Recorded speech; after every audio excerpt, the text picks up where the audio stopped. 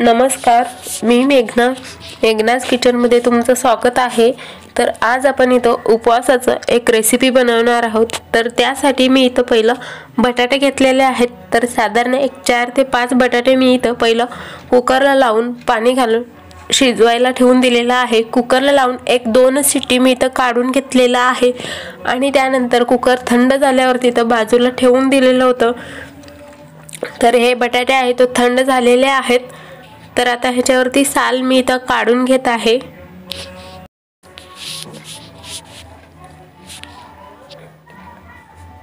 तर सगळ्या बटाट्याचे मी इथं पहिलं साल काढून घेत आहे।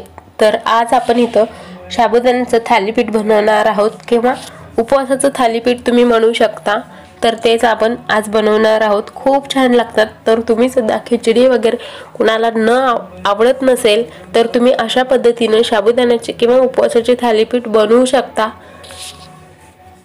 तर मी सगळे इथं पहिलं बटाटे आहेत तो पहिलं त्याच्यावरचे साल इथं काढून घेतलेला आहे। त्यानंतर इथं आपण जे स्मॅश करून घेणार आहोत तर तुम्ही ह्याला किसून सुद्धा घेऊ शकता किंवा हाताने सुद्धा ह्याला तुम्ही असं बारीक करून घेऊ शकता।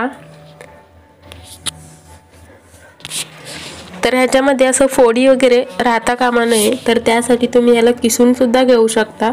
तर सगळे बटाटे मी असं छान स्मॅश करून घेतलेला आहे।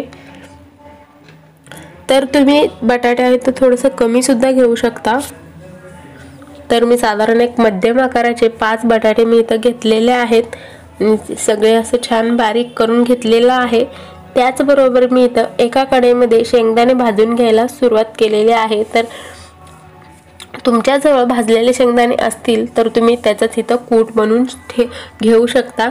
तर मी इथं थोडंसं शेंगदाणे पहिलं कढईमध्ये घातलं, त्यानंतर 2 ते 3 मिनिटात हे छान असं भाजून घेतलं आणि त्यानंतर ह्याला थंड होण्यासाठी बाजूला ठेवून द्यायचं आहे। तर त्यानंतर इथं एका मिक्सरच्या भांडीमध्ये साधारण 3 ते 4 हिरवी मिरची घेतलेले आहेत आणि थोडंसं अद्रक ह्याच्यामध्ये घातलेलं आहे। तुम्हाला जर अद्रक चालत नसेल तर तुम्ही फक्त हिरवी मिरची घेऊ शकता आणि त्यानंतर त्याला मिक्सरला लावून बारीक करून घेतलं। त्यानंतर इकडे शेंगदाणे सुद्धा भाजून घेतलेले थंड झालेले आहेत, त्याला सुद्धा असं मोठं मिक्सरला लावून घेतलेलं आहे। खूप जास्त असं बारीक न करता मोठे मोठे फोडी त्यात राहायला पाहिजे शेंगदाण्याचे। त्यानंतर आपण हे स्मॅश इथं करून घेतलेलं होतं। तर आता ह्याच्यामध्ये इथं मी रात्रभर असं साबुदाणा आहे तो भिजत घातलेलं होतं। तर ते ह्याच्यामध्ये हे साबुदाणे मी इथं रात्रभर भिजत घातलेलं होतं। तर हे सगळं मी नाही घालत आहे, साधारण मोठ्या वाटीनं 1 वाटी मी इथं घेणार आहे। तर तुम्ही कमी जास्त घेऊ शकता आणि त्याचबरोबर आपण मिक्सरला लावून घेतलं शेंगदाण्याचं आणि मिरचीचा ठेचा याच्यामध्ये घालायचा आहे। त्याचबरोबर थोडंसं जिरा याच्यामध्ये घालायचं आहे। चालत नसेल तर नाही घातलात तरीही चालेल। त्याचबरोबर चवीपुरतं मीठ आहे ह्याच्यामध्ये घालायचं आहे आणि सगळीकडे छान असं हाताने ह्याला मळून घ्यायचं आहे किंवा मिक्स करून घ्यायचं आहे। तर आपण ह्याच्यामध्ये बटाटा वापरल्यामुळे हे बटाट्यामुळे साबुदाणा येतो छान असं मिक्स होतील पटकन।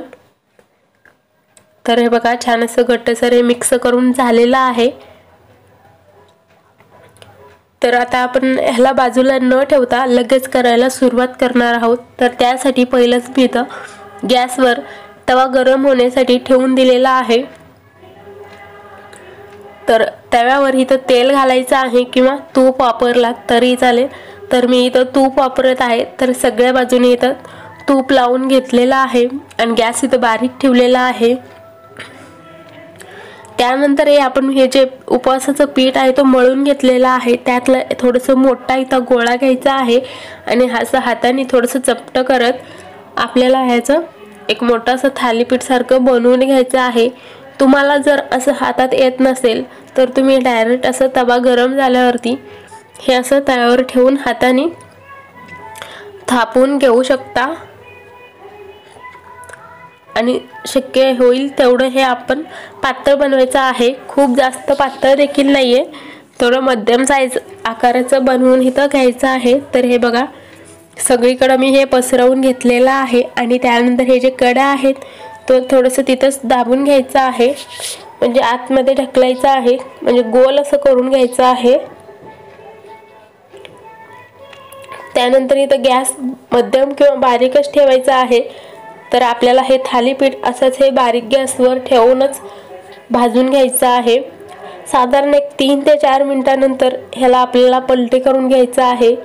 तर वरच्या बाजूने सुद्धा मी इथं तेल लावून किंवा तूप लावून घेत आहे। तर दोन्ही साईडने इथं तूप लावायचं आहे, म्हणजेच आपलं हे थालीपीठ आहे ते छान असं खरपूस होणार आहे।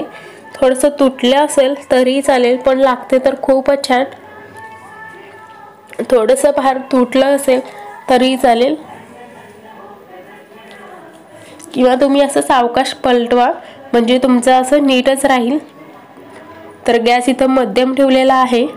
तर आता सगळ्या साईडने असं उलटाण्याने सावकाश असं दाबत छान खरपूस होईपर्यंत भाजून घेणार आहे। तर तुम्ही आत्ताच याचा कलर बघू शकता, खूप छान दिसत आहे।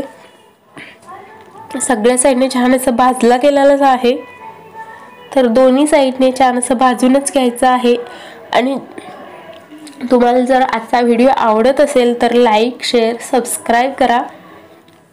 आणि हे तुम्ही असंच खाऊ शकता किंवा कोणत्याही उपवासाची चटणी सोबत खाऊ शकता, किंवा दही तर असतोच घरात, तर दह्यासोबत हे तुम्ही खाऊ शकता। तर हे बघा, हे मी परत इथं एक 3 ते 4 मिनिटांनंतर पलटी करून घेतलेला आहे। छान असं सगळ्या बाजूने खरपूस भाजला गेलेला आहे। तर आता हे पूर्ण दोन्ही बाजूने भाजलेला आहे। तर आता मी याला बाजूला काढून घेते आणि असेच सगळे साबुदाण्याचे थालीपीठ बनवून घेते। आणि दुसऱ्यांदा टाकताना सुद्धा असं तूप लावून घ्यायचं आहे किंवा तेल लावून घ्यायचं आहे, मगच आपल्याला ह्याच्यावरती दुसरं सुद्धा घालायचं आहे। तर तुम्ही सुद्धा अशा खिचडी वगैरे आवडत नसेल तर तुम्ही अशा पद्धतीने झटपट होणार आहे, तुम्ही सुद्धा घरात नक्की बनवा आणि मला कमेंट करून नक्की सांगा की कसं झाला किंवा आवडला की नाही। आणि व्हिडिओ जर आवडला तर लाईक, शेअर, सबस्क्राईब करा। पुन्हा भेटूया पुढच्या व्हिडिओमध्ये, तोपर्यंत बाय बाय।